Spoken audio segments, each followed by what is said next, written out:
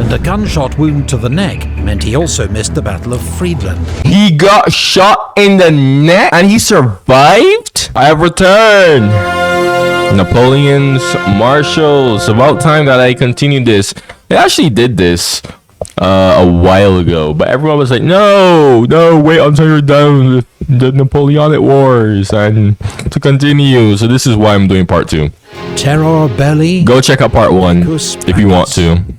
Terror in war, ornament in peace. The words inscribed on every French marshal's baton. In France, the title of Marshal or Maréchal goes back at least to the 13th century. It represents the highest possible position of military authority.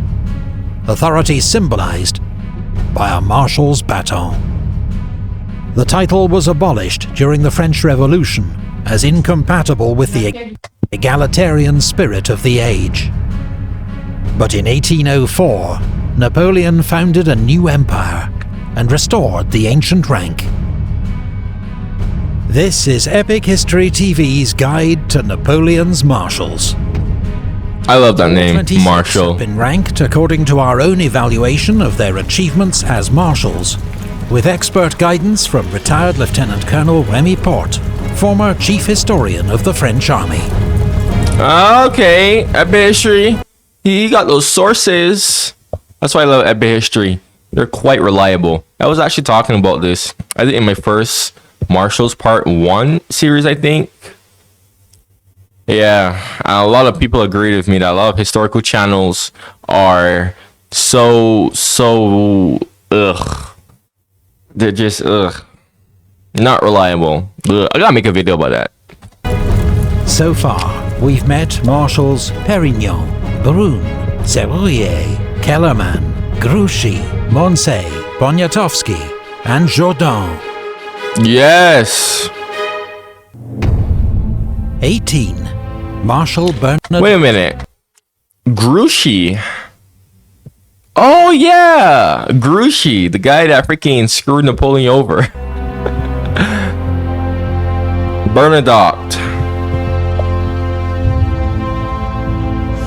Bernadotte enlisted in the French Royal Army aged 17 and proved a model soldier, rising to become the senior non-commissioned officer in his regiment in just 10 years. The French Revolution and active service opened the door to rapid promotion. He was made an officer, and thanks to exemplary leadership and courage, rose in rank from captain to general of division in a single year. Yeah, okay. Napoleon rose through the ranks as quickly. He particularly distinguished himself at Fleurus, leading an attack that helped secure Jourdan's famous victory. As a professional soldier and ex-sergeant major, Bernadotte insisted on the highest standards of discipline and conduct from his men. He even fought a duel with his own chief of staff, whom he accused of taking a bribe. In 1797... Yeah, Bernadotte really had that honor code with him. I actually had someone told me in my comments that Bernadotte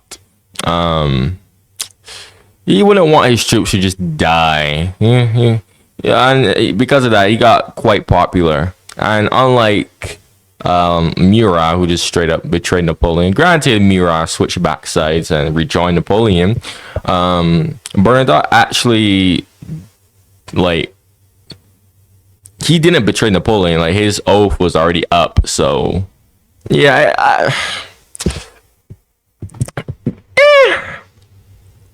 he's alright. I mean, he's good. He's good. But I don't know. I think if his military skills are a lot more better, probably he would be up there. Bernadotte was transferred to Italy, where he served under Napoleon's command for the first time. By this stage, both men had brilliant reputations, but despite a good first meeting, a clash of styles and jealous rivalry soon emerged between them. Napoleon mogging Bernadotte. Napoleon mogged the living heck more, out of Bernadotte Bernadotte. had immediately got on the wrong side of the future Marshal Berthier, Napoleon's chief of staff, Ooh. by arresting one of his friends for insubordination. In 1798, Bernadotte married Napoleon's ex-fiancée, Désirée Clary. Oh! Her sister Julie was married to Napoleon's brother, Joseph, meaning Bernadotte was now family. But when Napoleon asked Bernadotte to support his coup of 18 Brumaire, he refused, though he did not actively oppose it. Napoleon suspected Bernadotte of conspiring against him, but the Clary sisters helped to keep the peace. Throughout this period, Bernadotte held key posts as Minister of War in 1799, Commander of the Army of the West in 1800, and Governor of Hanover in 1804, proving highly effective in each role. That year, Napoleon made Bernadotte a Marshal, and he commanded First Corps at the Battle of Austerlitz, playing a relative... Yeah, that's the thing about Bernadotte. It's like... Can I really hate on him? Can I really hate on him? I don't know. I probably would say no. Also, he's like... Someone also told me that he was like regarded as one of the best Swedish kings ever. So, honestly... Low-key see a bit of myself in Bernadotte, I'm not gonna lie. ...minor part in the Emperor's great victory. Nevertheless, he was rewarded with the title Prince of Pontecorvo. But his relationship with Napoleon remained difficult. Yeah. In 1806, as Napoleon took on Prussia, Bernadotte was blamed for failing to support Marshal Davout at the Battle of Austerlitz, and was nearly court-martialed. Though Bernadotte partly redeemed himself with a vigorous pursuit of the beaten Prussians. The next year, he missed the Battle of Eylau after his orders were intercepted by the Russians, and a gunshot wound to the neck meant he also missed the Battle of Friedland. He got shot in the neck and he survived? Ay, ay, ay. Command of First Corps passing to General Victor. Yeah, he missed the big battles, bruh. With Austria in 1809, Bernadotte was given command of the 9th Saxon Corps. On the evening of the first day at the gigantic Battle of Wagram, his troops were in heavy fighting with the Austrians. But dressed in white, like the Austrians, they came under devastating friendly fire. Oh, yeah. Routed. The next morning, Bernadotte pulled his men back without orders, and when they later retreated again, he and the Emperor exchanged sharp words on the battlefield. Bernadotte then issued a proclamation to the Saxons praising their conduct and outraging Napoleon. Bernadotte is low-key rogue. Bernadotte, I get Bernadotte. He has his own like moral code that he sticks to. I get Bernadotte. But I can see why Napoleon would be quite mad at him. But I do understand Bernadotte. That's why I'm looking at this and I'm like, can I really hate on him? Can I really hate on him? He was quite an honorable fella. Yeah. Bernadotte was sent in semi-disgrace to the Dutch coast to oversee the defeat of a major British landing at Walcheren. But another triumphant proclamation, effectively publicizing the strength of his forces, further infuriated Napoleon. Yeah, Bernadotte. In a twist of fate in 1810, Swedish politicians invited Bernadotte to become Crown Prince of Sweden. The current king was old and childless, and Bernadotte was a proven general and administrator, member of the French imperial family, and well regarded by Swedish army officers, who remembered his fair treatment of Swedish prisoners 3 years earlier in Marengo. That's what, yeah. Honestly, Bernadotte, honestly, good fella. He's honestly a good fella. Like, I can't really say nothing else. First bemused, remarking that he could think of other marshals who were better qualified, but he did give his assent, even when Bernadotte made it clear that as Crown Prince he would pursue Swedish interests. He was true to his word. 3 years later, with Napoleon on the ropes after his disastrous invasion of Russia, Crown Prince Bernadotte brought Sweden into the 6th Coalition, and declared war on France. With his insider knowledge, he helped the Allies to devise the Trachenberg Plan, a strategy for defeating Napoleon in Germany by avoiding battle with Napoleon himself and targeting only his marshals. Yo! Oh, that puts a sting in my mouth. So you're telling me that Bernadotte is low-key the reason why Napoleon...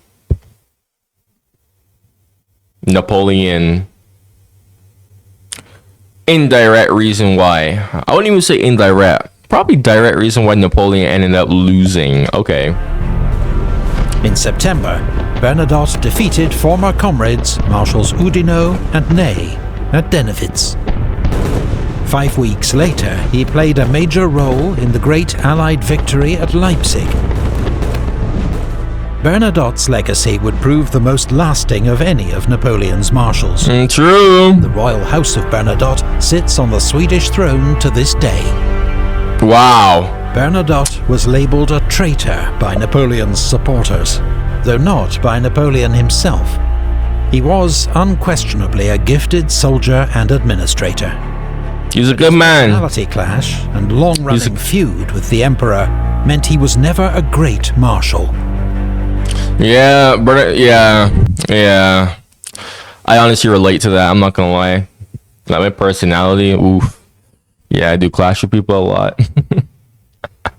Oh yeah, that's why. Because at first I was thinking, I wasn't really feeling Bernadotte at first, but the more I like hear about him and the more people tell me about him, I'm like, yeah, I can't really. Plus, I see a lot of myself in Bernadotte. I can't really like hate on this guy. He was actually a good guy, and he was actually really competent. So, 17. Marshal Augereau.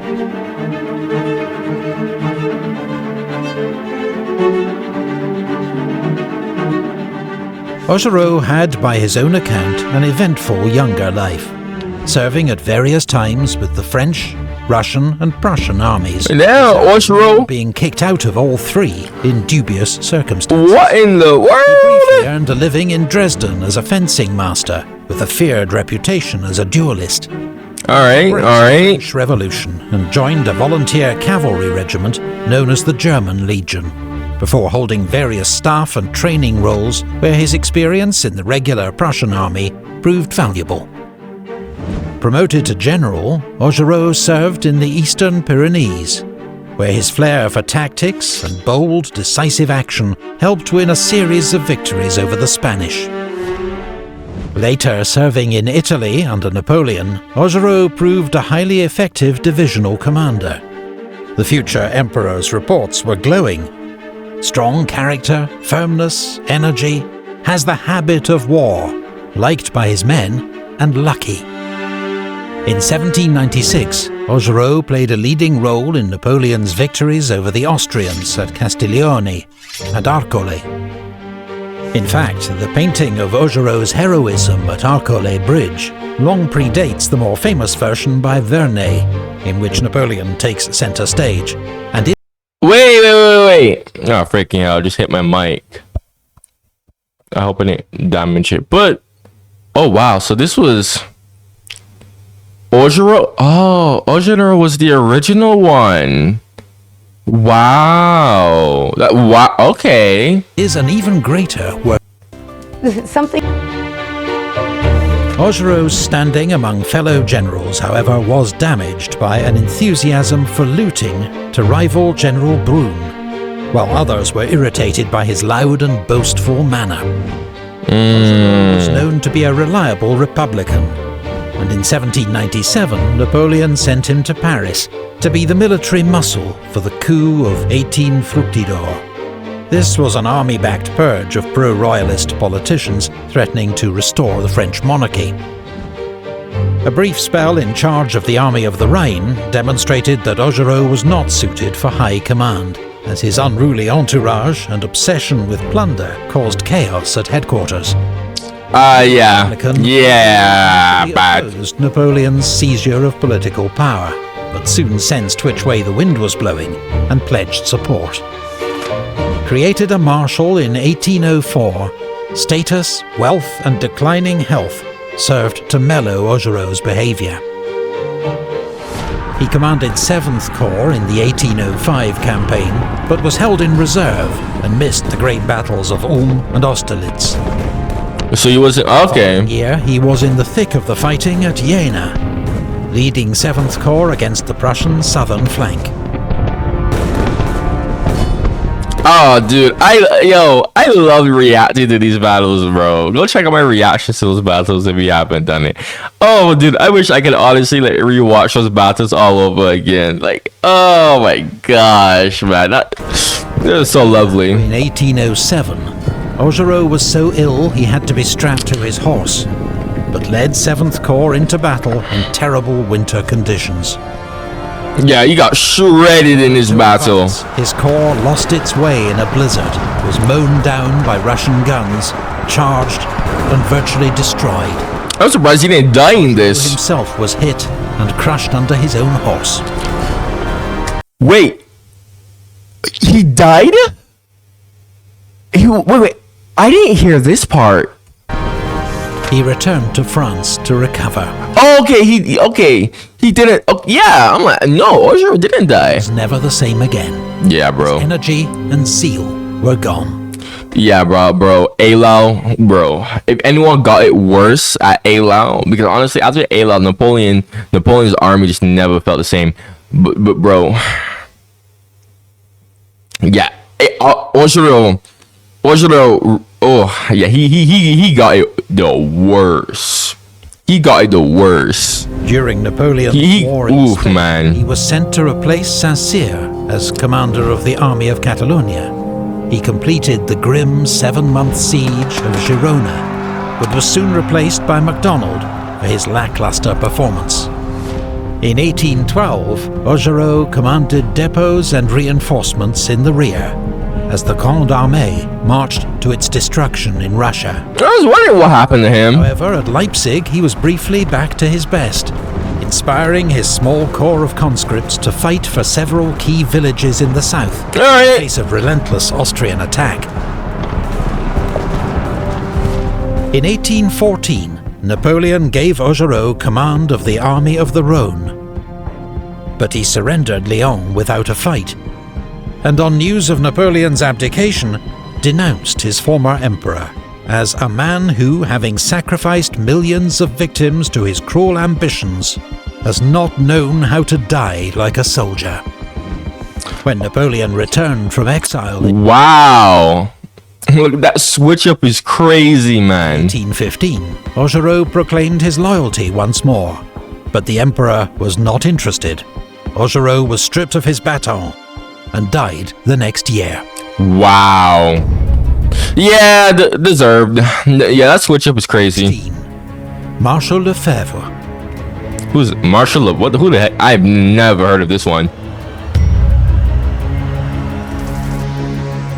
François Lefebvre was a sergeant with 16 years' service in the elite Garde Française when the French Revolution broke out. When the Guard was disbanded, he became an officer in the Paris National Guard and received the first of many wounds protecting the royal family from an angry mob. Every inch the soldier, the Revolutionary Wars brought Lefebvre opportunity for active command and rapid promotion. In just 2 years, he rose from captain to general, establishing a reputation as a formidable divisional commander, a good tactician, brave, energetic, and attentive to the needs of his men. His chief of staff, the future Marshal Soult, acknowledged that he learned much from Lefebvre's example. Oh, wow, okay. In 1799, Lefebvre commanded the Paris military district. Not much impressed by politicians, when Napoleon asked him to support a coup, he was all for it, declaring, "Yes, let's throw the lawyers into the river." In 1804, that's the spirit. He passes the vibe check, man. Freaking complete opposite person. Why have I never heard of this guy? Seriously, am I tripping or did I just forget?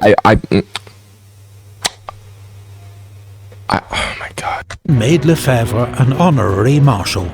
Oh, because Napoleon assumed Lefebvre would prefer a quiet life in the Senate after a decade's active service with the scars to prove it.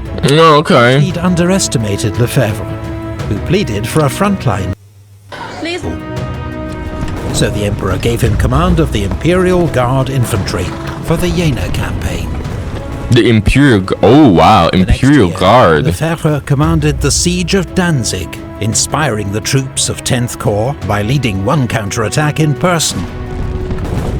After the successful conclusion of the siege, Napoleon awarded Lefebvre the title Duke of Danzig. Nice. Lefebvre's I like this guy. record as a corps commander was mixed. In Spain, he exasperated Napoleon by twice ignoring orders.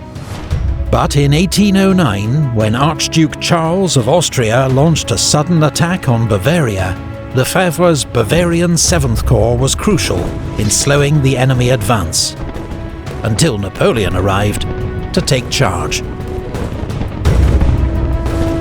He was then given the difficult task of suppressing a popular revolt in the Tyrol, led by Andreas Hofer, which he achieved despite some early setbacks. Alright. For the invasion of Russia, Lefebvre commanded the infantry of the Old Guard.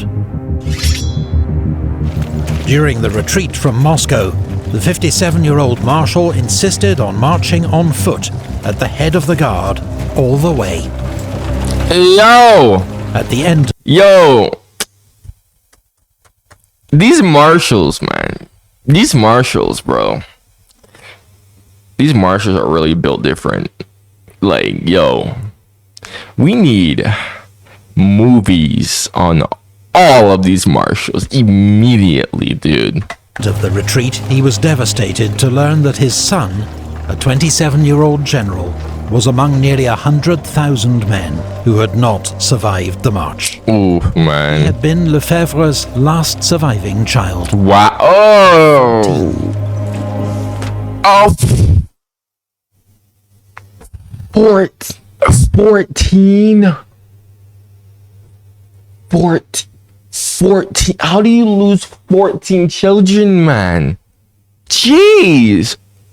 How did the other ones die? After a year recovering from exhaustion and grief, Lefebvre returned to lead the Old Guard one last time in the defense of France, and was in heavy fighting at Montmiral and Montereau. But in April 1814, he was one of the marshals who confronted Napoleon with the reality of his position and forced him to abdicate. Lefebvre and his wife, an ex-washerwoman turned duchess, were famous for their lack of airs and graces, for honest, blunt speech, and for always helping out old comrades. When a friend commented on Lefebvre's wealth and titles, the marshal invited him into the courtyard. "I'll have 10 shots at you with a musket at 30 paces, he told him. "If I miss, the whole estate is yours." When the friend declined, Lefebvre added, "I had 1,000 bullets fired at me from closer before I got all this." Lefebvre was too exhausted to take an active role in the Waterloo campaign, though he accepted a role as a senator under Napoleon, which led to a brief period in disgrace when the Bourbons returned. His rank and honours were restored to him a year before his death, in 1820. 15. Marshal Mortier.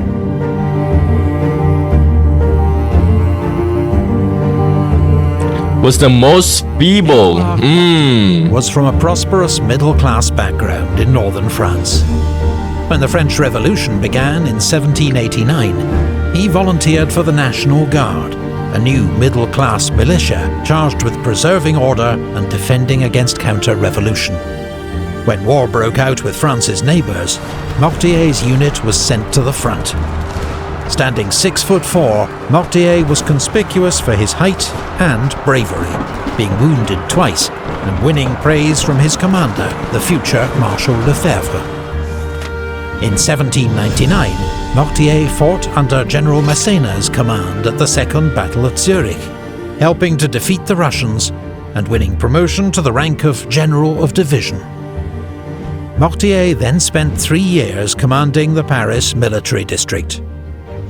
His efficiency impressed the new first consul, Napoleon Bonaparte, who chose him for an important mission in 1803, the occupation of Hanover, a German state belonging to the Hanoverian kings of Britain, with whom France was, once more, at war.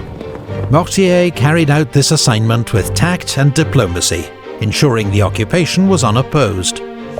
This delighted Napoleon, who rewarded him a year later with the rank of Marshal.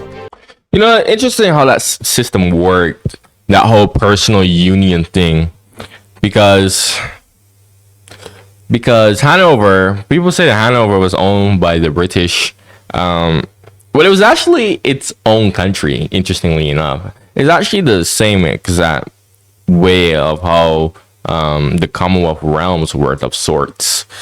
But the thing about that is that, well, if one Commonwealth realm gets attacked, then all the other Commonwealth realms are going to be forced to get involved. Kind of like this. So it's kind of a double-edged sword of sorts. If you don't know what a Commonwealth realm is, it's a country within the Commonwealth who holds the monarch, who shares the same monarch as the UK and the other Commonwealth realms. This is what we were, what Barbados was, until that undemocratic removal happened a couple years ago. So very interesting that Hanover was like that too. Following Napoleon, Although, because of that, Hanover got like completely annexed. So I think this is like after the Napoleonic Wars, if I'm not mistaken. Napoleon's victory over the Austrians Picture this. at Ulm in 1805, Mortier and his new 8th Corps led the pursuit of the retreating Russians, but became encircled by a much larger force at Durenstein. Mortier fought his way out of the trap with a nighttime bayonet charge, a remarkable escape, but his corps suffered heavy losses. Yeah, I bet. Mortier and 8th Corps were in a supporting role for the Jena campaign of 1806. But the next year at Friedland, his corps played an important role holding Napoleon's left wing, as the Emperor inflicted a devastating defeat on the Russians. Mortier was well liked by all, and almost uniquely did not engage in feuds and rivalries with the other marshals. Yeah, he doesn't look like that. Particular friend. In East Prussia, their party trick was to snuff out the candles with pistol shots. They always paid generous compensation for damage caused. Yeah, he looks like a good fella. Mortier joined Napoleon for the invasion of Spain and commanded 5th Corps at the brutal siege of Zaragoza. He then helped win a series of victories over Spanish forces, including the crushing victory at Ocaña, operating alongside another friend, Marshal Soult. Mortier was recalled to France to organize and train the Young Guard, a new junior unit of the Imperial Guard, made up of the best conscripts from each year's intake. He led the Young Guard in Russia in 1812, but was powerless to prevent the Corps' destruction on that campaign. Oh, wow. Through exhaustion and disease on the march to Moscow, then on the retreat, where his surviving troops were effectively sacrificed to hold open the road at Krasny and allow the army's escape. Bro, being reminded of this, man, all the stuff, all the reactions that I did. I hate being reminded of this. I do. Oh my goodness, you have no idea. Oh man, because I always think to myself, like what if this didn't happen? What if Napoleon achieved this empire? On the Young Guard during Napoleon's campaigns in Germany and France, and was never far from the action. At Lutzen, he was trapped under his wounded horse, was in heavy fighting at Leipzig, and had his hat shot through outside Paris. In 1814, the final defence of the French capital fell to troops under Mortier and Marmont, with support from Marshal Moncey's National Guard. Mortier told his men, "We have not enough troops to resist their large armies for long, but today, more than ever before, we are fighting for our honour." That's the spirit. Napoleon returned That's the spirit. from exile in 1815. He wanted Mortier to resume his customary role at the head of the young guard, but a severe attack of sciatica prevented him joining the emperor at Waterloo. Oh, what the heck? Napoleon never regarded Mortier as suitable for major independent command, but his loyalty and conduct were always beyond reproach. Real? He like me for real. Restored monarchy as ambassador to Russia and briefly minister for war. In 1835, he was riding beside King Louis Philippe in a public parade when an assassin opened fire with a homemade multi-barreled gun. The king received a minor wound, but Marshal Mortier and 17 others were killed. Oh, damn. 14. Marshal Marmont. Marshal Marmont.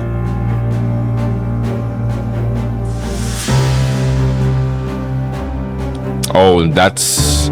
Okay, let's see this one. Marmont, like Napoleon, was a trained artillery officer and met the future emperor for the first time at the Siege of Toulon. Napoleon made his name. They formed a friendship, and when Napoleon was given command of the French army in Italy, he took Major Marmont with him as an aide-de-camp. Marmont distinguished himself at several of Napoleon's early victories in Italy, and was commanding his own artillery regiment by the age of 23. As part of Napoleon's inner circle, Marmont accompanied him on his expedition to Egypt in 1798, fighting in the battles of Alexandria and the Pyramids. Naturally, he backed Napoleon's coup of 18 Brumaire, as Napoleon overthrew the Directory and made himself first consul of France. 6 months later, Napoleon led an army over the Alps into Italy. I just reacted to that. Commander, General Marmont, who figured out how to get the cannon through the mountain passes. Yes! And hold sledges. His ingenious ways, bruh. At the ensuing Battle of Marengo, Marmont's skilled handling of the artillery helped Napoleon to win a decisive victory over the Second Coalition. Oh yeah, I haven't gotten to Marengo yet. Years later, I look forward to seeing that became though. Inspector General of Artillery, working with Napoleon to implement reforms that improved I'm Millie, a power, mobility and supply. Marmont was bitterly disappointed not to be among the first marshals created in 1804. But he was still only 29, and Napoleon assured him that time was on his side. He was further frustrated in 1805, when his corps was sent to guard the army's strategic southern flank, and so missed the great victory at Austerlitz. Oh, come on! That war included Dalmatia, which Marmont was sent to govern in 1806.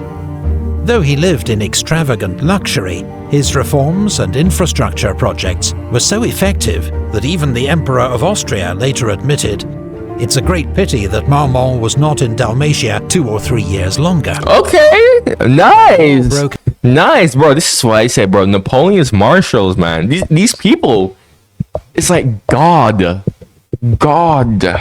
just looked down at Napoleon, and God was like, you know what? We gotta make sure that this guy has the best of the best, okay? We gotta make sure that this guy really, okay, if he's gonna change the course of world history, which he did, we gotta make sure that he gets that. Okay, we gotta give him the extra tools, bruh. Yo, I really hope they make movies on Napoleon's marshals, bruh. Out with Austria again in 1809, Marmont marched north with 11th Corps to join Napoleon near Vienna. But at the Great Battle of Wagram, his troops remained in reserve, while the other corps were engaged in ferocious fighting. At last, an opportunity to prove himself came, as Napoleon ordered him to pursue the retreating Austrians. But reckless over-enthusiasm nearly led to disaster at Znaim. Oh no. Later, Napoleon created 3 new marshals: MacDonald, Oudinot and Marmont. MacDonald for France, it was said, Oudinot for the army, Marmont for friendship. Napoleon then rather undermined the moment by telling Marmont, "Between ourselves, you've not yet done enough to justify my choice." His big chance came in 1811, when he was sent to Spain to replace Marshal Massena. But after a promising start, and some bold manoeuvring against the British on the Douro River, he stumbled into disaster at Salamanca. Yeah. Marmont himself was an early casualty of the battle, badly wounded by a shell burst and carried from the field, as Wellington routed his army. The one time that this guy had to prove himself, oh, that is actually so disappointing. Oh, I feel bad for him. After convalescing in France, Marmont was back with the Grande Armée in 1813. Alright, let's see. Napoleon battled to save his empire.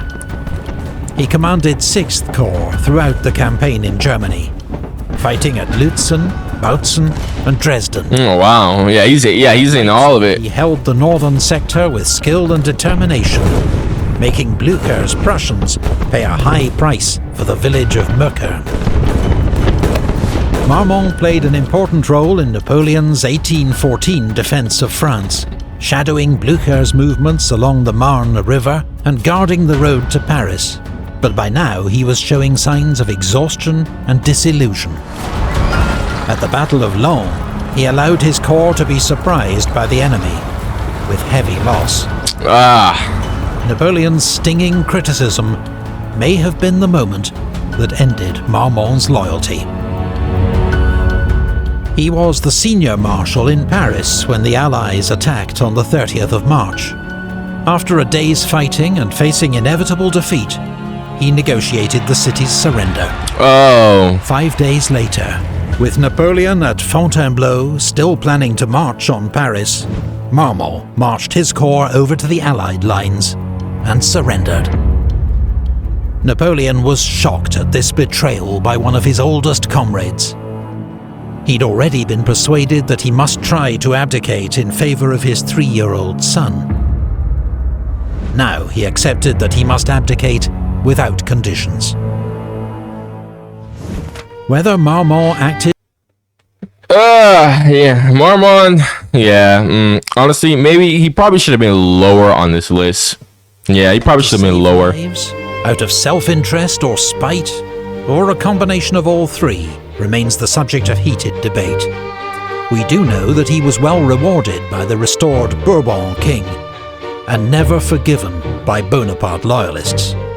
Wow, As military the irony of Paris. The irony. This guy was one of Napoleon's oldest comrades, and he was, wow, the irony. In 1830, so ironic, man. Marmont could not prevent the next revolution, and had to flee France.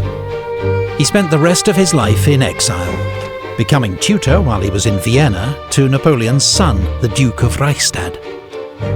He was the last of Napoleon's marshals to die, in Venice, in 1852. Oh, wow. Bernadotte, Augereau, Lefebvre, Mortier, Marmont.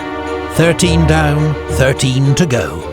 Join us for I think Marmont should have been lower on this list, though. I really think Marmont should have been a lot lower. Video sponsor. I think replace Marmont with Bernadotte. I think that would be much better, to be honest. Bernadotte was low-key a bit too low on this list, I'm not gonna lie to you. Anyways, look, man, you made it all the way to the end of this video. That means you like what I have to say, my reactions, so go and subscribe. Go check out my other Napoleon reactions if you haven't already. Yeah, man, this is a very nice series, man. I love learning about Napoleon's marshals. Thank you for watching this video. Make sure that you like it so that my channel stays on the algorithm, and goodbye.